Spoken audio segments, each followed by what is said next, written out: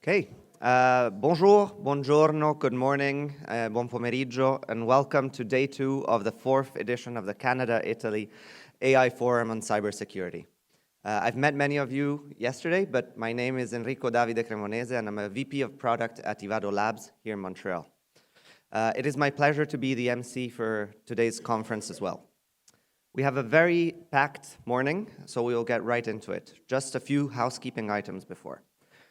For the virtual participants, I would like to ask you to be on mute unless you're the person speaking. For the people in the room, kindly put your phones on mute. Additional piece of information, the conference today will be only in English, so there will be no live translation offered. Again, for our guest speakers, we have many of you coming to talk about very interesting topics, so please try and be on time and respect the allotted amount of time. Without further ado, let's kick it off with the first session, where we will talk about digital transformation of businesses and services. Today, we will talk about a wide array of topics, ranging from what is needed to counter cyber attacks or create cyber resilience, how to share information to protect company systems, what is security by design, and how to calculate return on cybersecurity. To moderate this first session, I'm happy to welcome Amir Belkhelladi, National Leader of Cyber Risk and Services at Deloitte. Amir. Thank you. Bonjour, buongiorno a tutti.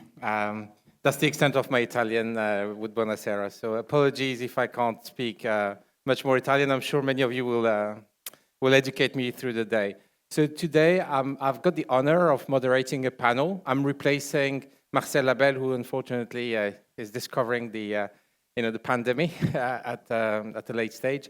So please apologize. We're going to change maybe some of the expectation with the panelists. I'll be asking questions.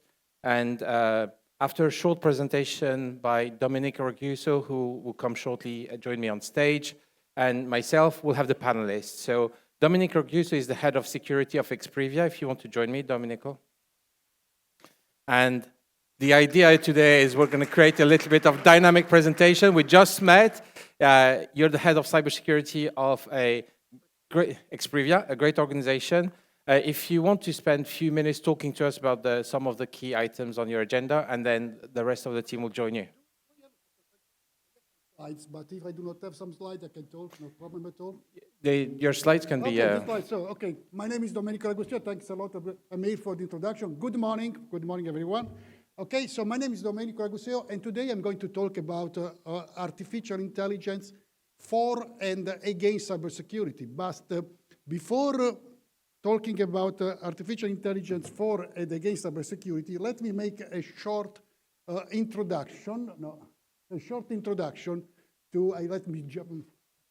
The good things that when you are at the end of a conference is that there are a lot of topics that have been already discussed. So I will try to be quick in 10 minutes, and I will try to escape all the topics that have been already discussed. So anyway, even if without talking too much about preliminary, I mean, you know that Italians are very romantic, and they cannot talk about something without making a sort of a short and very nice introduction.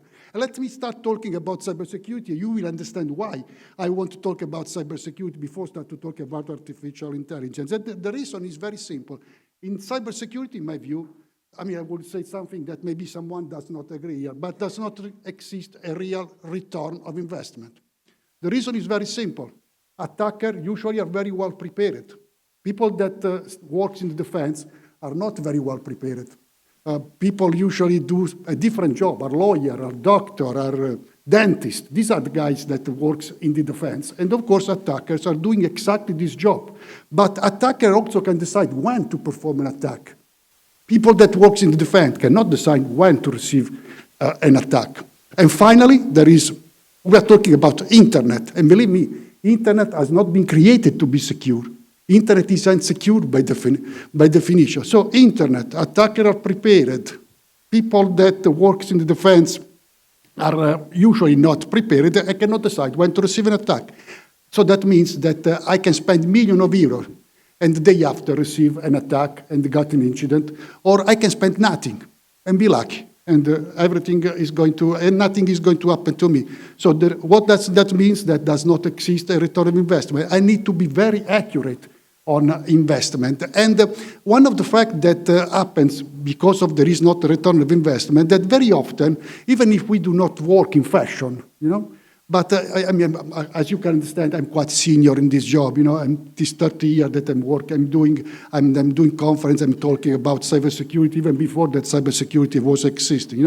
And the reality that even if we do not work in fashion, we have seen several fashion in our world. So arrive blockchain, arrive the cloud, arrive artificial intelligence, and everyone says, okay, let's try to use this artificial intelligence in cybersecurity. And at the end of the story, if something happens, people say, oh, look, I mean, at the end of the story, I cannot protect you from everything. So I've used artificial intelligence, I used blockchain, but the other have been better than myself, So at the end of the story, the risk is that, I do something that is not really necessary. So I put a camera there, and they say, look, with the camera there, I'm more secure. Well, maybe if I put a camera there, I'm more secure. But the investment that I've done really makes sense for cybersecurity? Probably not. So where I want to focus on activity. I decide to focus. If you want to talk about cybersecurity, I want to focus on two kinds of areas. The area number one is analyze where have a look to people that are very effective in utilization of artificial intelligence. And who are the people that are very effective in utilization of artificial intelligence? Those guys are the attackers. Attackers are using artificial intelligence since a while. I will go quickly here because during these 2 days, I've seen that many people are have discussed and have talked about this topic. So we realize that fact that artificial intelligence is used by attackers. So from this page, I will just pick up just one of the attack methodologies that is very commonly used in attack, that is use artificial intelligence to learn how to perform an attack. So today we have tools that can be used to learn how to perform SQL injection.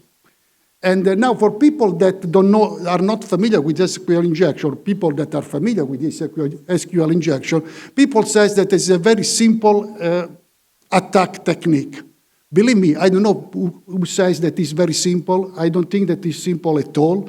Frankly speaking, I will have trouble to perform an SQL injection attack. Well, you have to know that attacker can use tools that learn how to perform SQL injection without that someone teach them to use SQL injection. So in this case, attacking is going to become free. Of course, you have to know how to perform an attack, how to perform the attack, but this is a different story, So DPAC is a tool that was presented at DevConf 2017, so quite old tool. You cannot imagine what happened in the next 2 or 3 years. Yesterday, we got also some additional information. All the others are, I mean, the idea that we can have tools that can understand what are the victims and also generate content that can be used during a phishing campaign, or also identify the place in the media stream where I want to insert some specific content that is not a content that is functional to the video stream, but is a malware. Also this kind of stuff that I've seen more or less touched. So first category that I want to focus is this area. Utilization of artificial intelligence to perform attack. This is something that happened in the real world. The second category that probably is also interesting, but also this topic I think that has been widely discussed, is the adversarial artificial intelligence. So we have built artificial intelligence, but at the end of the story, artificial intelligence is something that can be influenced to act not as we were expecting. How? By sending input that are metabolized in a different way. So also this case is something that has been more or less discussed. I will not spend too much discussion on this. And finally, that is also quite interesting because I said that the internet is not secure. But what is funny, that the internet has been created by us. And we have created something that is not secure. And then we have created blockchain. We have created blockchain a lot of people says that blockchain is more secure, but blockchain is a huge infrastructure that can be attacked as well. So we have created blockchain to be used in defense, but we have not created blockchain that can be secured by CISA. And same for artificial intelligence. We are creating very complex systems that are called artificial intelligence system. And artificial intelligence is very appealing to the attacker. Are appealing because they can stole, for example, the methods. The learning methods. The learning method is something that is very appealing for the market. Or they can, even more, we talk about the fact that today the data is the fuel of the new economy. Well, the data is the fuel of artificial intelligence. There is a difference between data and data. There are data that very often people is interested in, and for me has no value. And there is data that has been already consolidated to be used for methods that artificial intelligence use. This data is very appealing, and that can be, attackers are very much interested to this data. So thinking to artificial intelligence system without thinking that methods can be extracted and data can be extracted is not a very good, is a very good idea. Okay? Now let me go and discuss about what are the second area. So I shortly said how and where artificial intelligence can be used against the good people, even if in cybersecurity I never mentioned good people and bad people. I prefer to say attacker, people that work in the attack, and people that work in defense, and very often attack and defense is the same thing. You know? So there are common use that I've seen that Americans says best practice. So for me, best practice is a practice that has been proven to work. Application security is one of the areas where artificial intelligence has been used, basically in two areas. The first area is quite interesting. Is exactly how the attackers are using the application security. So the attacker use tools that are able to learn how to perform SQL injection. If I'm doing penetration test, I need to use the same tool that the attacker are using. So in this case, attacker and defender are taking advantage of the same technology. Also vulnerability assessment. I will not spend too much word about that because I know that there is a panelist later that is going to speak about that. But we know that when we create program, when we create application, not all the application are created without vulnerability. Applications have a lot of vulnerability, and decide if I need to fix a vulnerability or the other is going to make a big difference because fixing a vulnerability has a cost.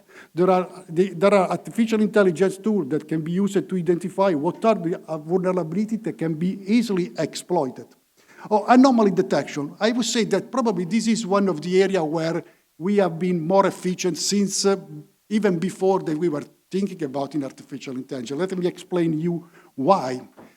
In cybersecurity, we need to understand who is good guy and who is the bad guy. And that has been used also when we were talking about cybersecurity as a firewall. At the beginning, cybersecurity was considered a firewall, but the firewall itself needs to decide who is good and who is bad. If you are good, you pass. If you are not good, I stop. The problem is that if you are good or if you are bad is something that is not easily to be detected. If you are bad, of course, I know that you are bad. But if you are good, maybe you are good today and then you were not good yesterday. So how can I understand if you are good or if you are bad? So technology that have been used in cybersecurity was used to model the normal behavior.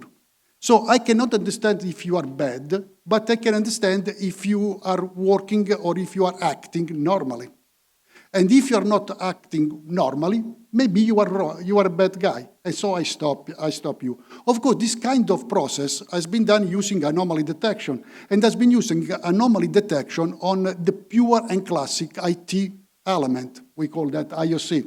So IP address, network flow, process on the laptop, user ID behavior. So I can understand if from a specific endpoint there is a lot of traffic that is going to be generated. This is something normal. This is something that in cybersecurity we're doing before with intrusion prevention system, ADS, CPS, antivirus, and so on and so forth. This is something that has been done even before the 2000. So what the novelty is here is that what we are doing here is to utilize the same technology that has been used to perform anomaly detection on classic IT environment on any kind of data. We have realized that this kind of information, this kind of technology can be used with a lot of efficiency also on the data that are not classic IT data that are coming from the industrial world. For example, we have been working on use case that have to do with the automotive. I need to be quick. Okay, I need to end. So let me just close with this. So later I will talk about this and automotive. Just let me show you this one. This probably is the last use case that we have been working successfully. In the attack, we think that the attack is a sort of shot. Actually, people that works in the defense are working linearly. They are thinking that one event is after the other. Actually, the attacker creates a strategy, and the strategy can be represented with a graph. Let me make a very short example. If I send an email, and the mail is stopped, at that point, the attack does not mean that it's completed, because the attacker can send not more an email, but can send a tweet. And the victim can receive a tweet and can act on the tweet exactly as you should have worked on the email. Well, creating a graph is an activity that we are doing with artificial intelligence. Done, more or less, quickly. You know? Thank you, Amir. Thank you, Domenico. Thank you. So I was listening to Domenico, and clearly this is what we call the weeds of cybersecurity. And I don't know if I can go to...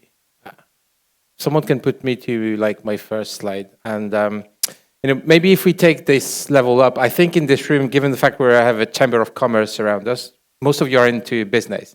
And I have literally the opposite view to Domenico. I think there is a lot of money in cybersecurity. I'll share some data points.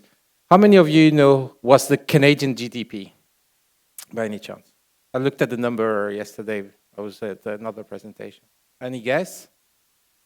I think it's about $2 trillion. $2 trillion, okay? Three? Let's go for three. How big is the Italian GDP, do you think? Little bit more, great. Around what, 3.5, let's say? The US budget that Joe Biden has, do you know how much he's got to spend this year? It's about 1.5 trillion to spend, okay? Now, if we look at cybersecurity as an economy, do you know how big cybersecurity was in 2021? $4 trillion, okay? Do you know what's going to happen to our GDP Q1, Q2 next year? I'm not an economist, by the way. Do not take this as an investment advice. Do you know how our GDP will grow Q1, Q2 next year? What our economists are saying? It's going to go down, yeah? They call it mild recession, yeah? Maybe a mild recession. Do you know what the GDP of cybersecurity will do next year, Q1, Q2? It'll grow by 30%, highly likely. $4 trillion growing by 30%. What does that mean in terms of impact? What do you think? Let's go through some ideas there. Any one of you, I'm sure many of you have businesses, if you are dealing with businesses. Do you know any business that grows by 30% without innovation? So imagine the innovation that's going to go. And then for those of you who are really good with businesses, you know about CAGR, you know that rate of acceleration. After 2 or 3 years, if you grow at 30% run rate, what does that mean? The business has changed by at least 100%. It will be totally different. So think about that level of dollar injection that's going into cybersecurity to protect and to attack and to defend. And every tool that Domenico is talking about around AI is just a small item that comes and powers this. It's also something that people will use to attack and defend. This is why this group is here to talk about cybersecurity today. And I think you will see there's a huge crowd. Some of my friends will be joining me, have been in this business for 25 years. You know, when Jean-Sebastien and I, who you will see soon, started, we were the only two doing cybersecurity. Today, if I go to the big cyber conferences, we have 40, 50,000 people showing up, investors, psychologists, lawyers. It's touching everything we do. Think about the potential as we talk through this today. So we will be answering different types of questions today, our perspective, but the reality is you can bring your perspective to the discussion as we go. Okay? So let me show you a couple of things. Oop, I don't know if, can I go forward with the slide? Nope. I'm terrible with the slide. Oh, okay. Let's take this one, for example. I stole this one from the World Economic Forum. It's a presentation they had around the key risks. One little observation I want to share with you. Look, what are the top risks they're seeing around the economy globally? There is only one that's there, short-term, medium-term, and long-term. It's cybersecurity, which means think about it again in terms of investment area. If cyber is growing at 30% and is a long-term problem, it's a business that's going to keep growing for long-term. So if you have children, I'm hiring. And that's what I'm saying. I've hired many of your kids to work in my team, and I think Jean-Sebastien too is hiring many people. The reality is we're losing this arms race, and we need more people. AI will come and help us, but it's also helping the attack side. They're making $4 trillion today. So I would just want to finish on this because I think this group deserves a discussion with the panelists because they're all experts in their own fields, and let's have a chat and see how we can take that. I could spend a lot more time around what I can share with you about cybersecurity. I hope I just put that little information around the opportunity that's ahead of us. So with that, having said that, let me invite my co-panelists, and I think we have two who are online, virtually, who will be joining us, and hopefully we'll have a good conversation over the next 50 minutes or so. Okay? Jean-Sebastien, Rob, Jeremy, and Domenico, if you want to spend more time talking, you can join us.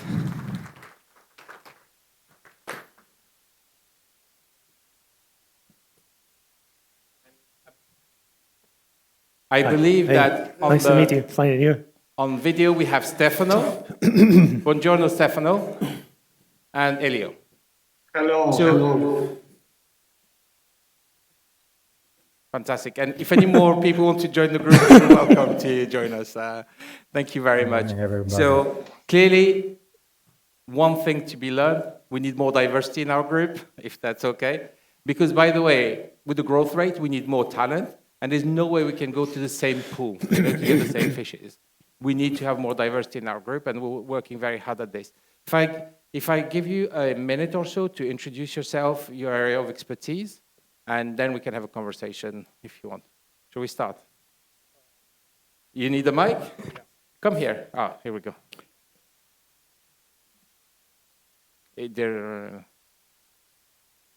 Okay, shall we start with Jeremy, and then we'll come back to you. All right, I think I come through the equipment. So my name is Jeremy Faré. I represent InMind Technologies. We have a catalog of solutions for cybersecurity and AI called Mind in a Box, and we're based in Montreal. Rob. Hi, Rob Philpotts, Director of Cyber Threat Management at BDO, 22 years in the field, and pleasure to be here. Thanks, Amir. I'm Jean-Sebastien Pilon. I'm a board member of Cybereco. So Cybereco is a nonprofit organization that promotes the development of cybersecurity in Canada. And my day job is I'm CISO, so Chief Information Security Officer of Desjardins. So Desjardins is a credit union, more than 120 years in activity in the financial industry. So been there for 13 years. Yeah. Hi, I am Gianluca Mazzini. I am CIO of Lepida. Lepida is an in-house company with about 450 municipalities in Emilia-Romagna region. And we perform networking, data center, and some service. And I am also a professor of telecommunication and security. So I attempt to merge two different competencies. Thank you, Gianluca.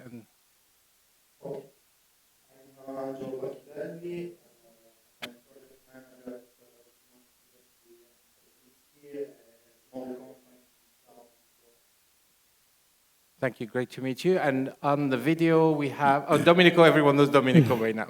But on video we have, I believe, Stefano. Hello, everybody. So my name is Stefano Cattorini. I'm the general manager of BREX, one of the 8 national Italian competence center based in Bologna and with the technology focus on big data. And I will give our perspective today.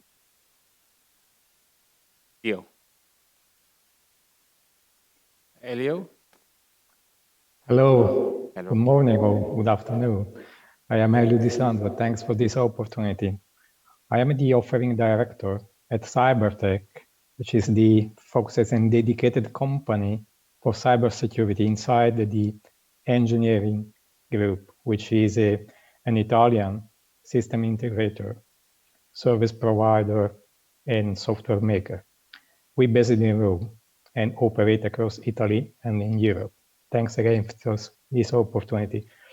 If I will be allowed, I will give you a brief view about cyber resilience and cyber readiness. Thanks. Thank you, Elio.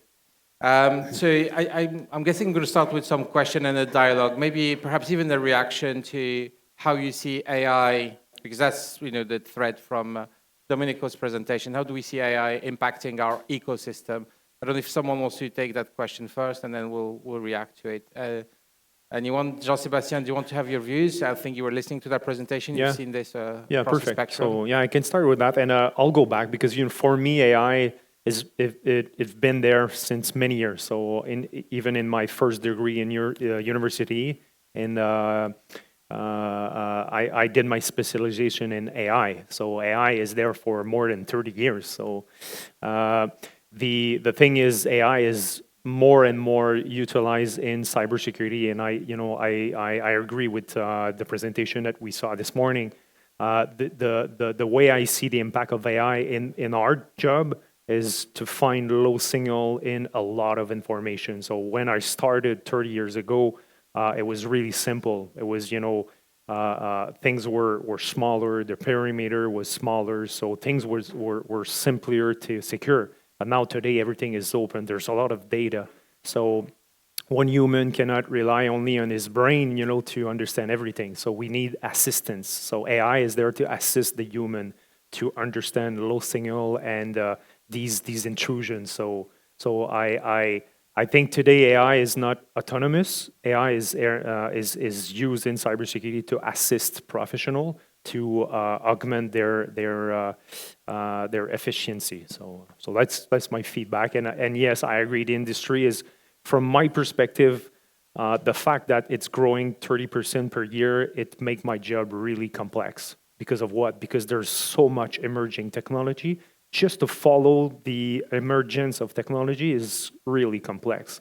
So and maybe that could be one question, is how to follow that emerging technology and to choose the right solution at the right time. So that's one challenge. So we're talking about the complexity, that growth. AI also requires a lot of data and information. So that's also growing at a huge rate. Yeah. And I want to make a parallel to what's going on, especially here in Canada and Quebec in particular. So Jeremy, I just want to react quickly before we go through the technology rate.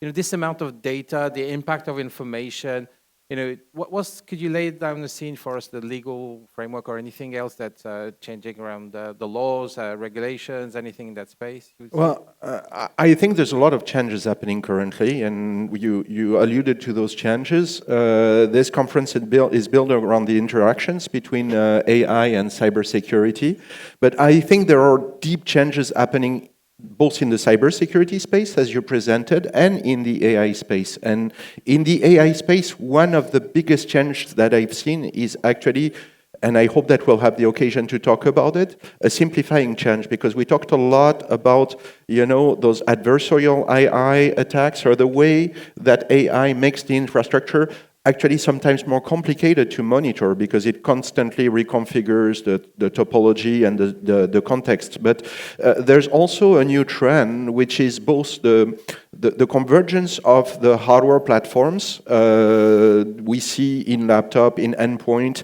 and even in some HPC appliances, hardware that we were seeing in phones for a while, and we've seen that convergence happening over a very short period of time. And we see a lot of opportunities with respect to pushing a part of the security equation at the endpoint. And I think that this is a global movement. It concerns AI outside of cybersecurity with edge AI, with edge computing. And I think for cybersecurity, it has a lot of impact. And that's where I see a lot of those changes right now and a lot of transformation is actually keeping a lot of the data at the endpoint, avoiding to centralize a lot of the data and a lot of the data exposure. And for regulation, that has a lot of impact. If we look at Law 25, and I finish there, you take a lot of painstaking efforts to protect the data that you centralize. But if you don't have any data centralized, then you simplify a part of your job. And so I see with new architectures, with new hardware that we see converging, I see a lot of opportunities to keep the data at the collection point and to send only what is called deep data, the synthetic data, the pre-categorized data that expose a lot less the sensitive information. So that's one of the transformations that I see. Okay, so what I'm hearing is data is everywhere, it's on the edge. What Jeremy was saying also is that the regulatory framework is catching up and legal framework. There are laws that are being voted and decided around the obligation we would have to protect that information. I want to go virtually to Stefano online. And Stefano, if you want to continue on the trend of complexity, AI, maybe some of the need to collaborate across business and government, please. Yes. Since virtually is less easy to animate the discussion, I have few slides and probably you can start playing with them. Just to put the context of what we are. I don't know if it's possible. Yeah, move on. Next one, please. So, include the slide. Yeah, here we are. So just to give the flow. So what we are a public-private partnership, gathering in partnership 60 partners. The first key message here is that you need to manage technology complexity. We heard about many of this technology, and as I said before, we are focusing on big data. And to manage properly this complexity, you need a cross-company collaboration, but also a thread of collaboration between the academics, what you see here, the 12 institutions, we have all the university, very important research center, and the companies. And when we go to the companies, you need a further collaboration among the variety of end users, so the industry who develop and use technology for their day-by-day business, and the technology service provider, companies like engineering here that provide solutions, that provide to their challenges. Let's move to the next slide, and I will try to give you 3 examples on how we approach in this ecosystem the cybersecurity field. And actually, in these 3 minutes, I will give you 3 examples. One is the competence. You need to build up competence, putting the best experience from academics together with the best experience of the companies. Second, you need to have projects. To start, develop open innovation and industrial research project in order to test solution before anticipating, let me say, the issues, the attacks here. And the third one is that is for us, let's say, a key peculiarity. We have developed a real hands-on pilot plan. So a test before invest kind of services in order to explain companies, SMEs in particular, which kind of investment to do in order to be ready to address the issue that we are discussing here. I have a video here, and while the video is playing, I want to bring you in our pilot plan, production plan. Now, there was a video, but I don't know if you have it, but actually, the first example that we build up is we have built up a pilot plant where all 9 technology 4.0 are connected. It's a real production line where traditional manufacturing technology are connected with the new one in a digital way. This smart factory allows us to develop POC use cases, so really to test IoT, 5G connection, artificial intelligence on big data. And the key message here is basically we provide for ourselves a state-of-art cybersecurity architecture for our pilot plant. This, to give you an example, I mean, without going too much in technical details, among the technology that we host in our pilot plan, we have created, different segregation between ET and OT processes, and also different area of demilitarization, in order to handle, on one side, the need to collect data from the different technology and to elaborate AI, but on the other side, to secure in different segregated environments. This is not needed, if you see, in a pilot plant, but is much more needed in a real industrial environment. And the example that you see now is basically a project, because pilot plan is one. Our projects are a second example. So this is a kind of innovation industrial research project. And the subject on the right are the one who developed. So this is a case of cross-company collaboration. You have two end users, SACMI and IMA, packaging valley, so automation, automatic machine producer. Then you have TSP, technology service provider, companies like Siemens here, who provide solution and study. And then you have the university, who provide, let's say, the design and understand the complexity of the solution. So a three-angle collaboration. And here, the data we use to test the cybersecurity environment, the project aim to design and implement procedure in technology solution in cybersecurity environment, were made in 3 different plants. In our pilot plant, in IMA pilot plant, and in SACMI pilot plant. Last example, and also last slide, is the next one. I mentioned the pilot plant test before invest. I mentioned a best practice project.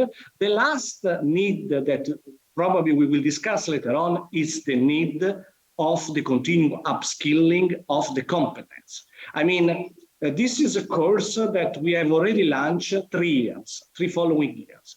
I can tell you that this edition, 2022, was completely different from the one we provided 2 years ago.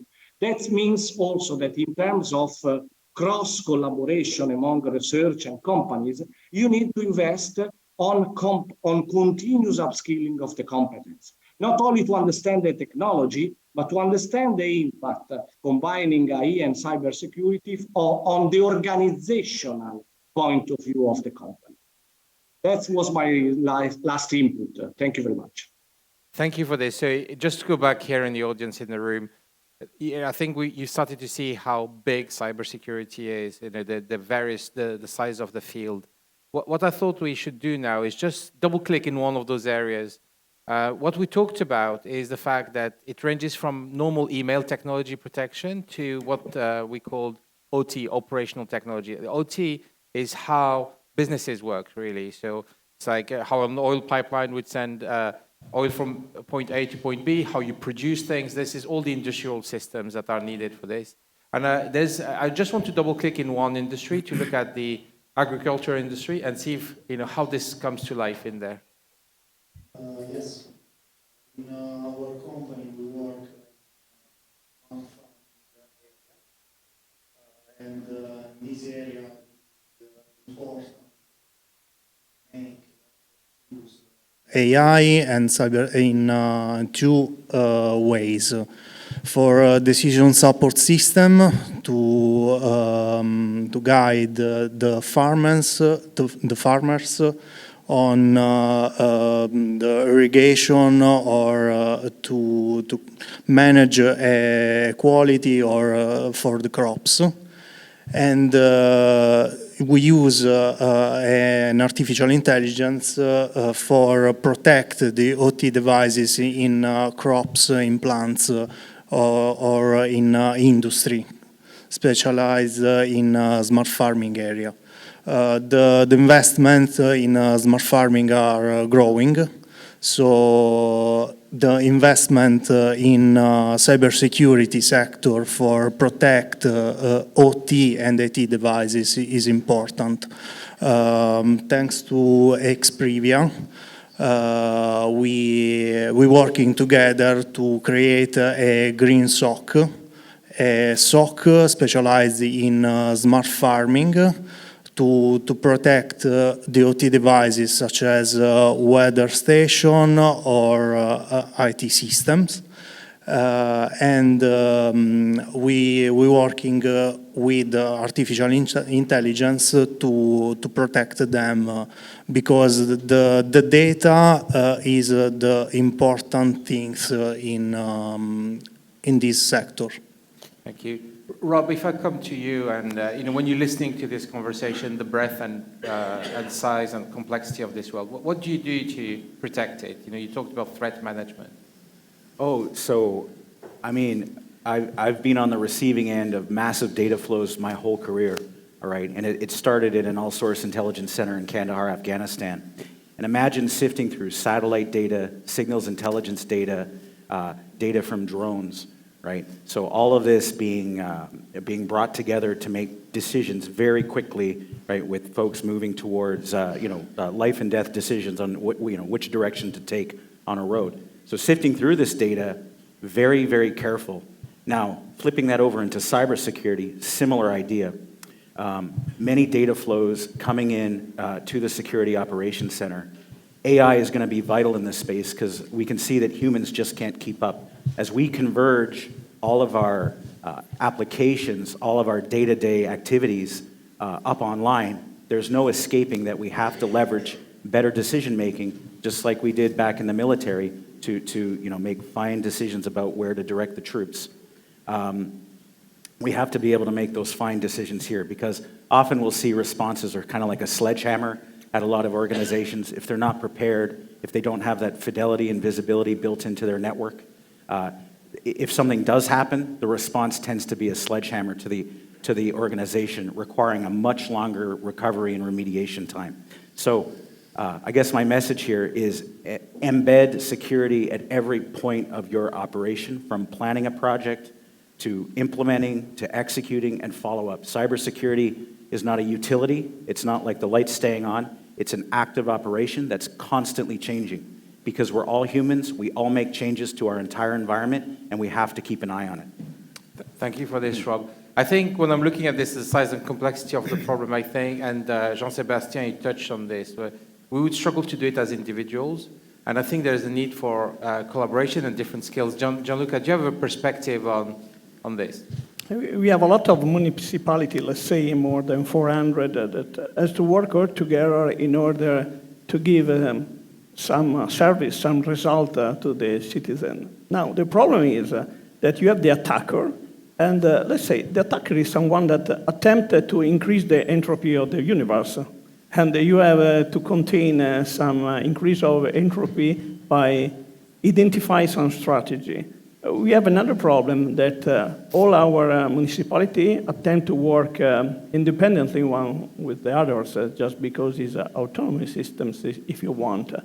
So you have that entropy attempt to increase, you have to decrease the entropy, but you have some independence of the single factor, and you have to be neutral. The last keyword is neutral. So restarting from the words I listen from my colleagues, how is possible with some entropy that attempt to increase, with some independency that you have to put in the system, and with some neutrality that you have to guarantee to have something that has some sort of return of investment, say is impossible. That's very simple. So I perfectly agree that is impossible. So you have to find some resources and attempting to, let's say, contain some kind of this process in order to reduce what is possible to reduce, but there is no a general recipe in order to obtain a general solution in a so complex systems. So what we are attempting to do is to guarantee neutrality, because any single identity, any single municipality has the autonomy that they need, but attempting to have a general SOC that attempt to give some general rules and some hints in order to implement something that may be completely attempts to give some alert. But it is very, very complex because what I have learned in last year is that neutrality and independence is absolutely against the trends to increase entropy of security on that attackers. So I hope this room is not depressing you with the level of complexity, and we're saying, there's no business, it's complex, it's hard, the things coming up and stuff. But at the same time, when I started the session, I talked to you about the opportunity as an economy. There's everything balances itself in this world, so there's always an opportunity. Now, one of the things that has happened for centuries, is fires. If you think about fires happening and burning houses, what do? You call the rescue team that will come and deal with the fire. And when they come in and deal with the fire, do you think they say, oh, it's too complex, I'm going to let the house burn? Or I'm going to discover what's going on there first time I see the fire? So you need to practice and get yourself ready. I think, I do believe, Elio, you have a view on cyber readiness, okay? So talk to us about your concept, and maybe we'll have an exchange there afterwards. Yes, thanks. Can I ask you, please, to put the first slide or get to the directly to the second slide? Yeah.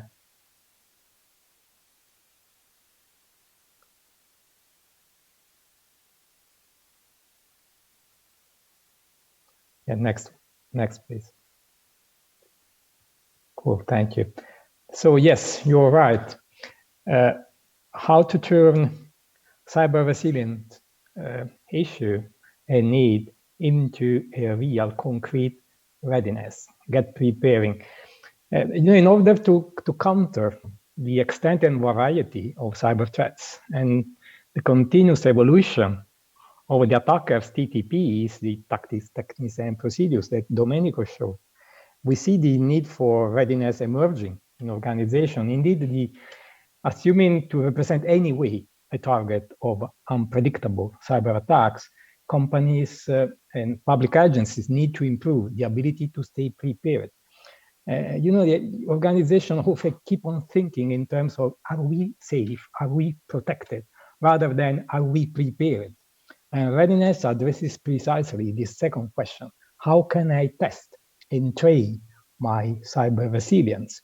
And how can I do that into a systematic, automated way with the support of new technologies such as big data analytics, artificial intelligence, and machine learning algorithms? In that sense, readiness is a sort of enabling factor for cyber resilience, translates into the ability to cover security gaps in a logic of priority of intervention and continuous improvement, but above all, considering first the angle, the perspective of the adversaries.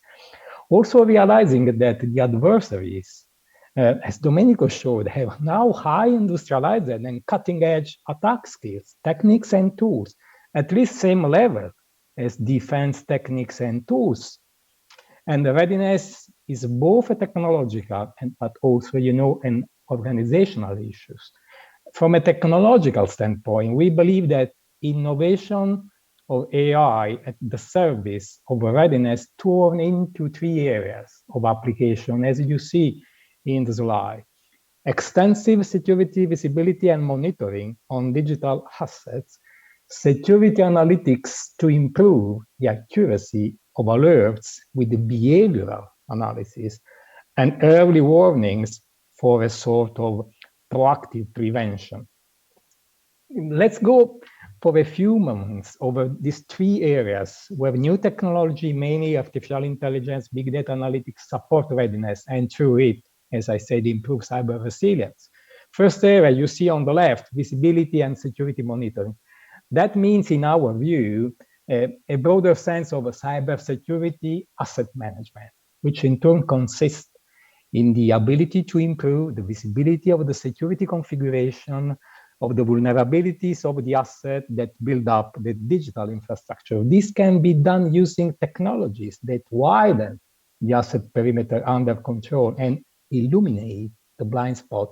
Examples of this lighting up include, first, the extending protection coverage to cloud workloads, introducing technologies for monitoring and detect threats hidden in the network traffic, meaning dedicated network detection and response system, and conveying logs, telemetries, and alerts of such extended perimeter towards increasingly precise XDR cloud engines able to augment the pattern matching rate, as well as the detection and responsibility to the threats that matter.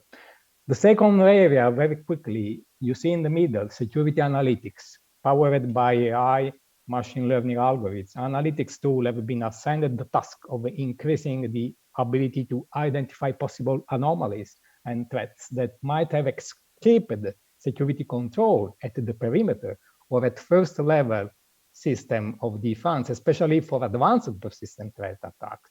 Therefore, analytics that operate in our experience, our SOC operation at second level engine on a wider perimeter, increasing context, precision, identifying hidden threats, or provide more accurate verdict over anomalies already detected.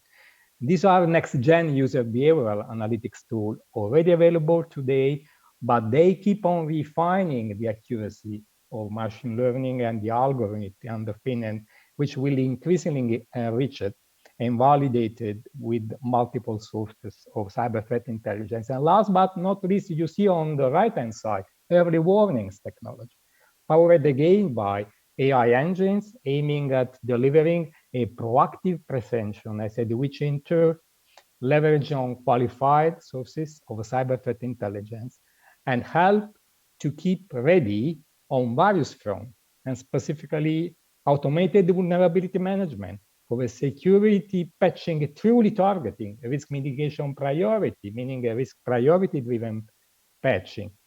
The measure, again, of the risk level to which the digital surface of the organization is exposed, surveyed through punctual risk score reports, and associated with automatic monitoring and timely reporting of exposed vulnerability, compromised accounts, and data leaks. We call that digital risk scorecard surveillance.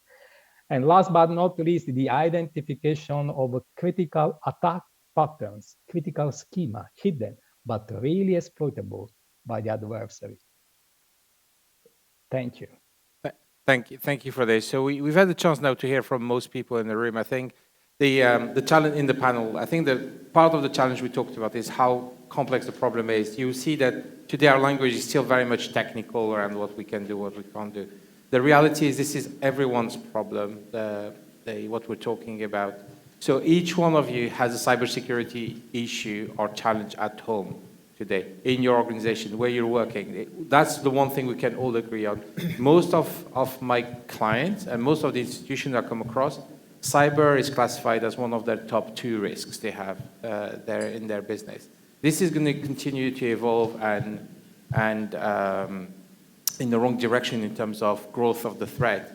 Now, yesterday I believe there was a panel that discussed the collaboration between government and public sector. Jean-Sebastien started by saying he was one of the founding members of Cybereco. The answer was ecosystem protection. And when you think about it, when we went through the early days of the pandemic crisis 2-3 years ago, we talked about all of us trying to get a vaccine to protect each other. That's one of the theories that was out there. The concept in cybersecurity of ecosystem is one where a group of people working together in the same direction would help. Jean-Sebastien, would you have a view as to share a bit your thoughts as to why you went down the Cybereco route? Even though you're probably in this room the person with the most budget to deal with cybersecurity, you still felt you needed to go and get an ecosystem support. Well, because we are an ecosystem, so if we're weak in Canada, well, banking system in Canada is going to be weak. So we cannot just work internally to secure our organization. So we need to work with the ecosystem. So that's the reason why we founded, well, with other members, we were one of the founder of Cybereco in 2018. So you know, we dream of one pill, you know, or one solution that you put inside your organization and cybersecurity challenge is done. So that's our dream, but we're not there yet. Okay, and AI is going to help us to get there, but we're far from that point. So today, you know, all the cybersecurity function that you need to put in place inside a financial institution, there's a lot. And in each of them, you can use AI to help you. So when we discuss about the complexity, if you are a large organization that need to put in place all the security function inside your organization, there's a complexity, and AI can help you to digest that. If you're a smaller enterprise, the goal of Cybereco is to take the leader or the expert in the industry that are well-funded and to give back to the society. Okay, so Cybereco, if you're a small, medium enterprise, you go on the website and you can get a lot of information on what you have to do inside your organization to remove the complexity of your job to put that in place. Okay, so that's the goal. Are we there yet? Not totally, you know, so it's going to be a long journey to give, you know, new tips, new solution to give back to the society, but that's our vision. So our vision is in 5, 10, 15 years, 20 years, it's going to be one challenge addressed by the community instead of being alone in each organization addressing this issue alone. So we believe collaboration need to be there. Is it through the government? So Cybereco was born from the industry. Okay, so it's the industry that regrouped themselves. Then the government is getting inside. So we think that through Cybereco or other kind of non-profit organization will get there. So, but we need time. For now, it's still a challenge, but we believe that Cybereco is gonna be one of the leaders in Canada. And then to connect with Italy, because I'm hearing you. So, and the goal of my participation today is to make bridge between country, because it's not just a Canadian challenge; it's a worldwide challenge. So we need to create bridge to help us each other to fight cybersecurity challenges. So. And if I may, listen, I've known this man for many years, and he is an expert in cybersecurity. But at the same time, you hear the humility in how he speaks around, we know how big the challenge is ahead of us. It's not, you know, it's like if you have the best player in soccer, we've seen a team yesterday lose, yeah, to a more organized team, even though they had perhaps one of the best soccer players on earth playing. So the key is humility is important in cybersecurity, because I think one of the boxers said, you know, everyone has a plan until you get punched in the face. It's this situation with cybersecurity. So humility is important. Ecosystem is what makes us stronger. There's a role for all of us and collaboration. And I think when Jean-Sebastien were talking about government collaboration, Domenico, I think you wanted maybe to react, and you have some views there. Okay, there is a word that I've been listening from all the panelists, and this complexity, and the reality is that complexity probably has several dimensions. One of these dimensions is definitely the fact that I don't want to come back again on the return of investment, but the reality is that many people invest in cybersecurity after an attack. And once you have an attack, you need to make investment very quickly. And day after day, just creating architecture that are so complicated that if you ask to a CISO, oh, look, I mean, what is worrying you more? And the answer is, I'm much more worried because now you have so many processes, technologies, that I have problem in managing all these process technology. So they are much more worried about technology that is complicated to manage and skill that is necessary than the complexity itself. The second dimension of the complexity is that we are talking about cybersecurity.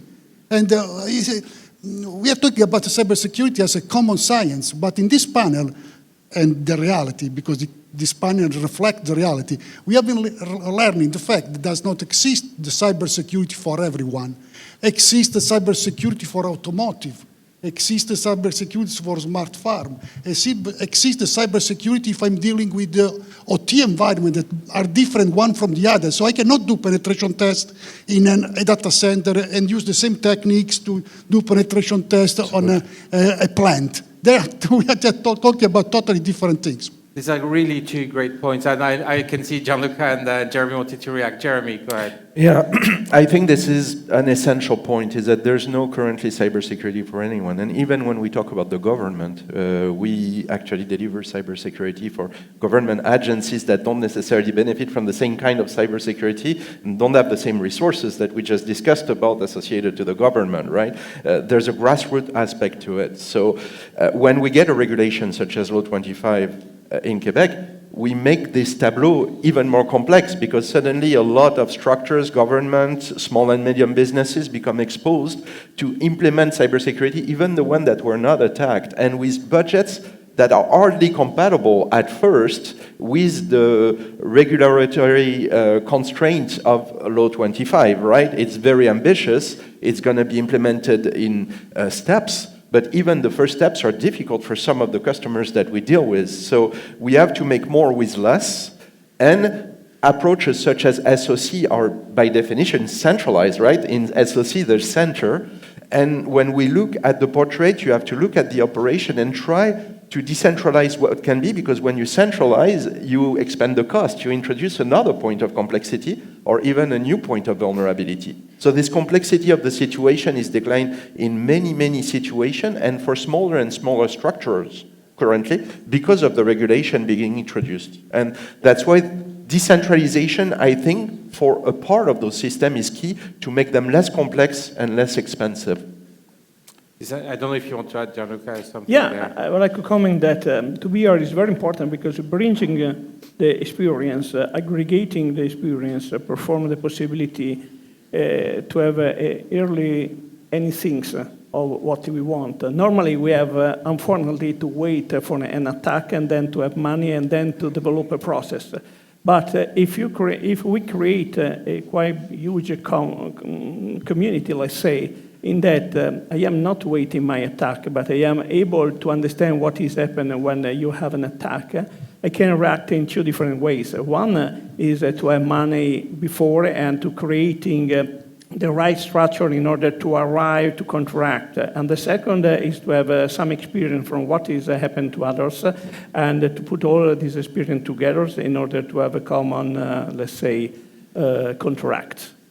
So for me, I don't want to give up the game, by the way. You're all talking about complexity. I want to challenge this and not give up on the game. But I was thinking again that the parallel I was making about soccer, football for others. Around the game, if you only do defense and you're very tight, you lose that game. So you need to play the zones and defend, and sometimes maybe even be more offensive. I don't know, Rob, if you have any views on being on intelligence and other things you can do to find out what's going on the other side. Oh, absolutely. So, it's cybersecurity is a multi-layered approach, okay, like any operation, all right? It's an approach where you need to understand your threats through intelligence collection. You need to understand your most likely and your most impactful and active threats that are coming to you. This is going to help you set your priority. An issue right now in cybersecurity is defend against everything, all right? This doesn't necessarily help. You need to defend against those things that are going to come to you, targeted and untargeted.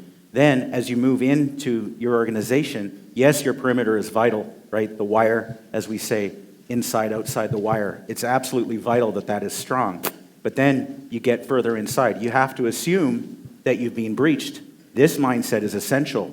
Threat hunting, looking across your staff, looking at behaviors, insiders, why are systems behaving differently? So a multi-layered approach, outside in, to give you that holistic view is absolutely essential. And then, let me just give you a brief vignette, okay? So just very quickly, I remember I'm going back to my experience with the Royal 22nd Regiment. Actually, I'm happy to be back in Quebec.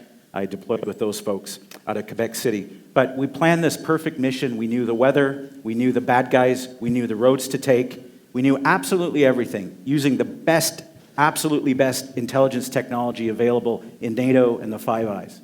Pretty incredible. What it boiled down to was coming to an intersection in a road, everything was going well. Suddenly someone shows up on a motorbike, a couple of folks on a motorbike with something wrapped in a package, all right?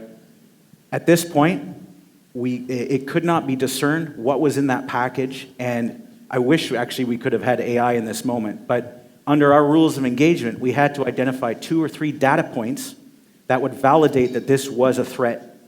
Unfortunately, we couldn't do that.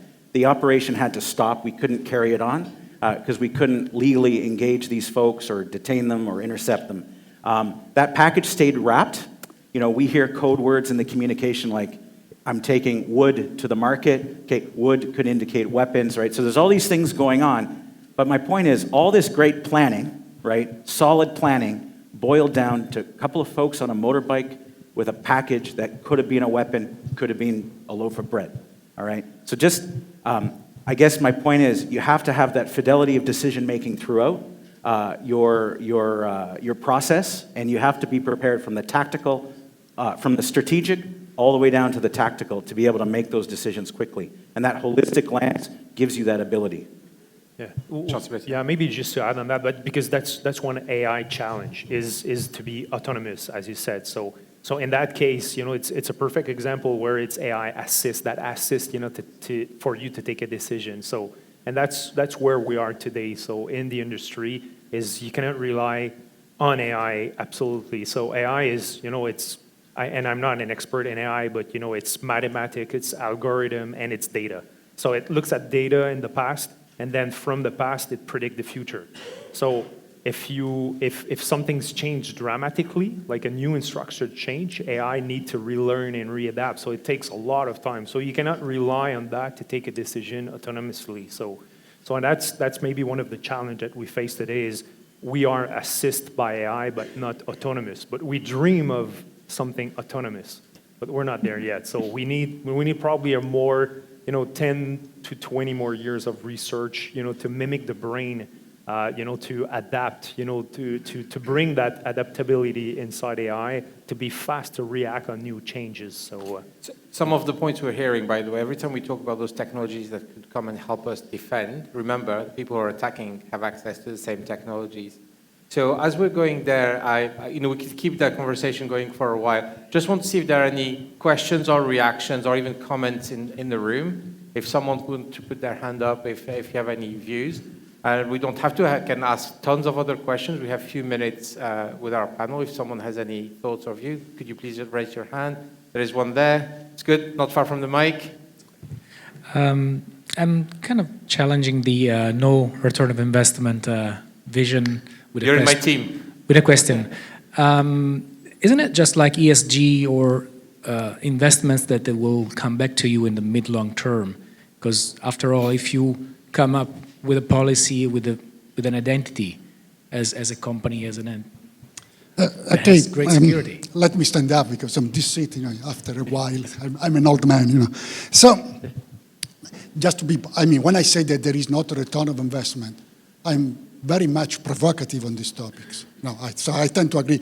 It's difficult to prove that there is not a return of investment. It's clear that first or later you are going to have an impact if you do not invest in cybersecurity, okay? But I want to be pragmatic. There is a doctor, a medical doctor in this room, okay? And imagine that you have $1 and you want to spend this $1 on,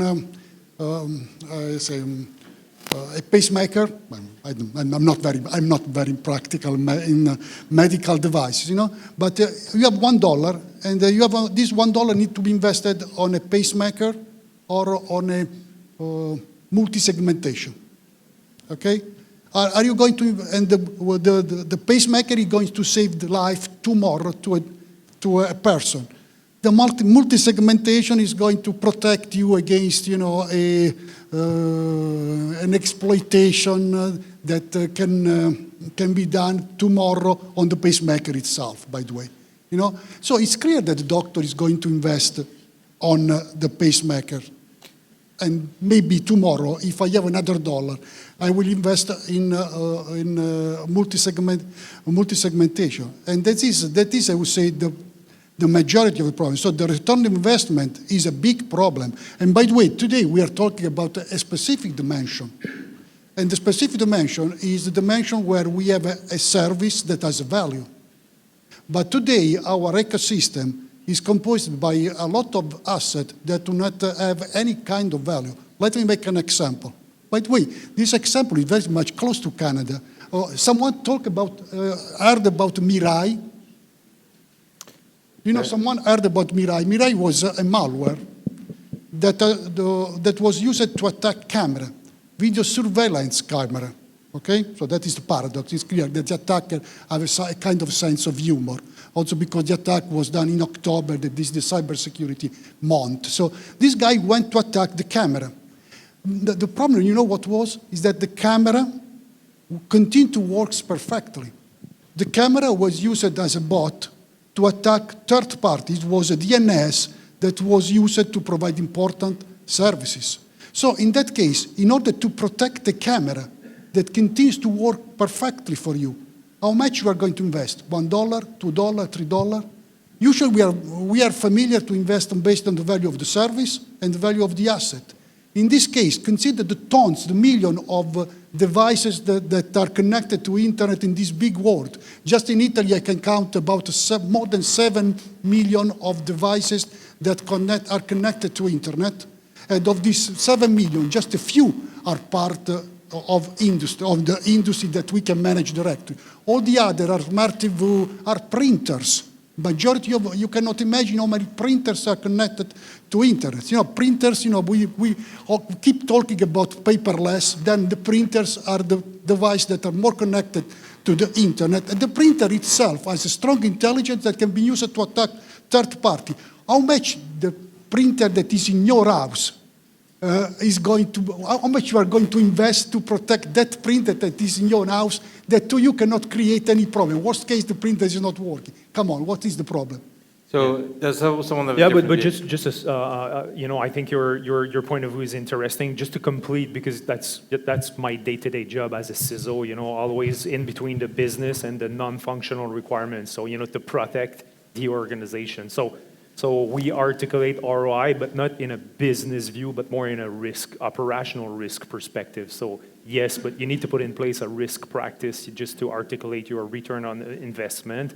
And, you know, just to take your example of a pacemaker, you know, I understand we can buy 2, 3 and more, but if they get hacked and the person just put them down, you're gone. So, you know, at the end of the day, it's, you know, these systems need to be reliable, but your point is good. There's no a new business or new revenue generated by cybersecurity, but you protect your investment. So I think, it's just a definition. So everyone, as you can see, the discussion will continue between the experts and the panelists that I want you to thank, especially the ones who are connecting virtually. I thank the panelists who spent time, and I thank you all for spending time on cybersecurity.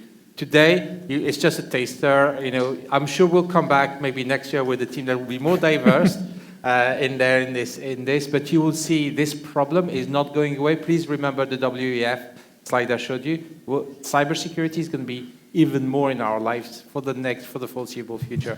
Thank you very much for your time and for the audience. Thank you for the panelists. Thanks, Amir. Thank you.